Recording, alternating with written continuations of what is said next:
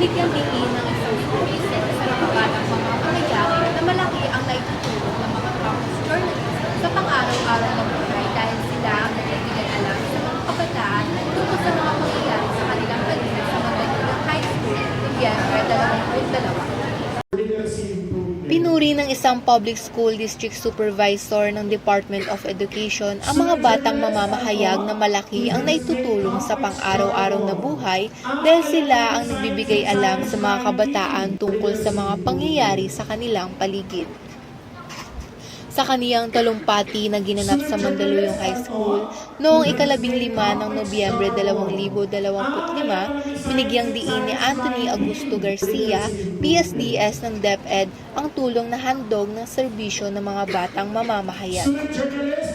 Unlike normal people, nakakagawa kayo ng kwento at realization sa mga numbers na nakikita o napapakinggan ninyo everywhere at binibigyan nyo pa ito ng silbi. Saad ng PSDS. Dagdag niya na kayang masuri ng mga batang Giorno ang pagkakaiba ng katotohanan at ng opinyon dahil sa kanilang pagsasanay at determinasyon na mapabatid ang balita.